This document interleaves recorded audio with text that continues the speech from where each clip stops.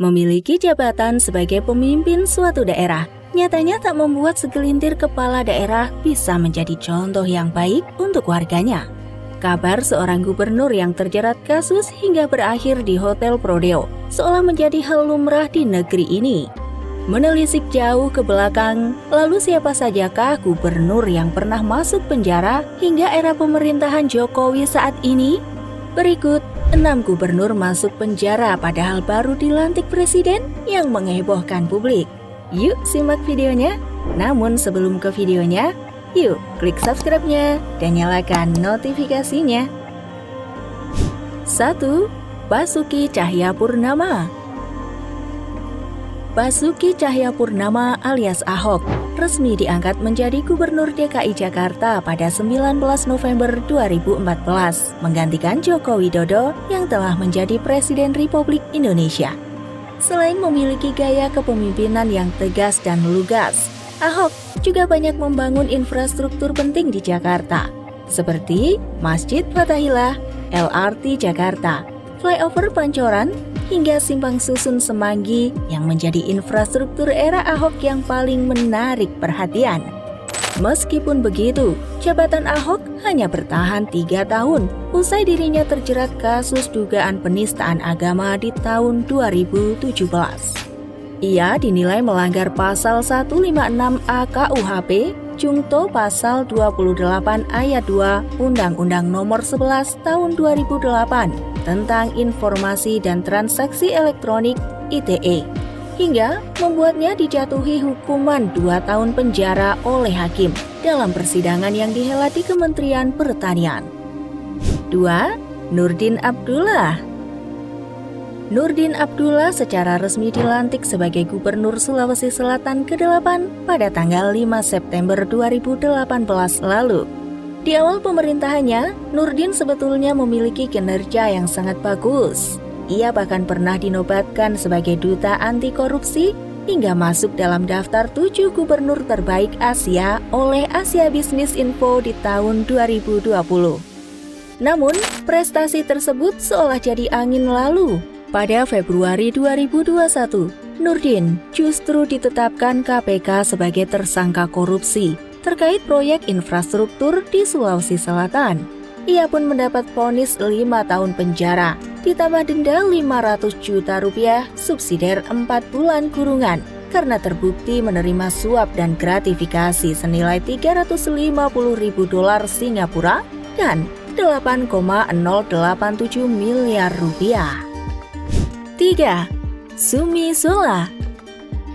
Dilantik pada 12 Februari 2016 lalu sebagai Gubernur Jambi, Zumi Zola sebenarnya memiliki beberapa prestasi yang cukup membanggakan. Salah satunya pada tahun 2017 lalu, ia pernah diundang khusus untuk hadir pada Sidang Umum Perserikatan Bangsa-Bangsa atau PBB di New York, Amerika Serikat, di mana kala itu Zumi memaparkan pembangunan pembangkit listrik tenaga mikrohidro atau PLTMH di hadapan seluruh kepala negara hingga membuat publik takjub dan bangga dibuatnya. Namun pada 2018, Zumi harus menerima kenyataan ditetapkan KPK sebagai tersangka kasus suap. Zumi disebut menerima gratifikasi sebesar lebih dari 40 miliar rupiah, serta 177 ribu dolar AS dan 100 ribu dolar Singapura. Bahkan parahnya, Zumi juga terbukti menyuap 53 anggota DPRD Provinsi Jambi senilai total 16,34 miliar rupiah. Akibatnya, ia dijatuhi hukuman 6 tahun penjara, serta denda 500 juta rupiah subsidiar 3 bulan kurungan, hingga dicabut hak politiknya selama 5 tahun setelah selesai menjalani pidana pokok. 4.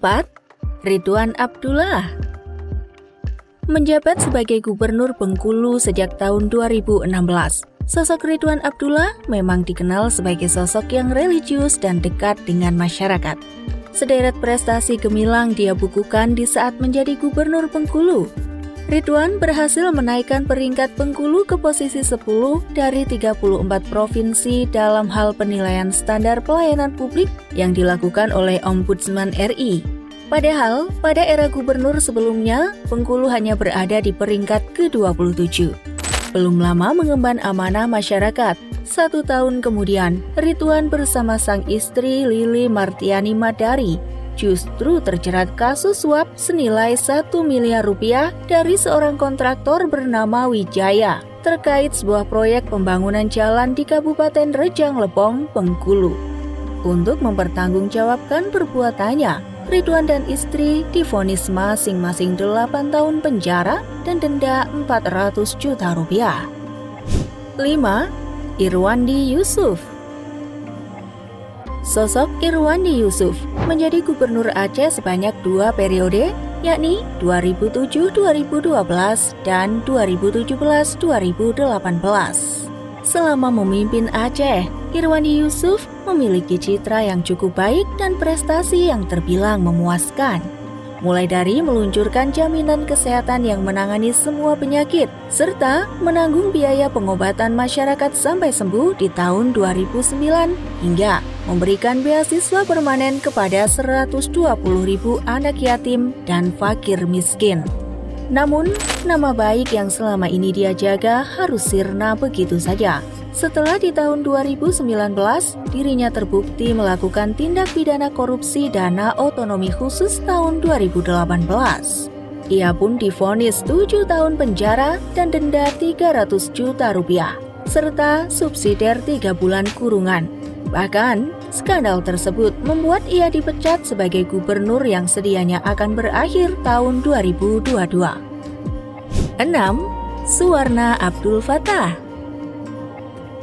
Menggali jauh ke belakang, ada nama Suwarna Abdul Fattah. Dirinya merupakan gubernur Kalimantan Timur. Selama memimpin, ia memiliki track record yang cukup bagus.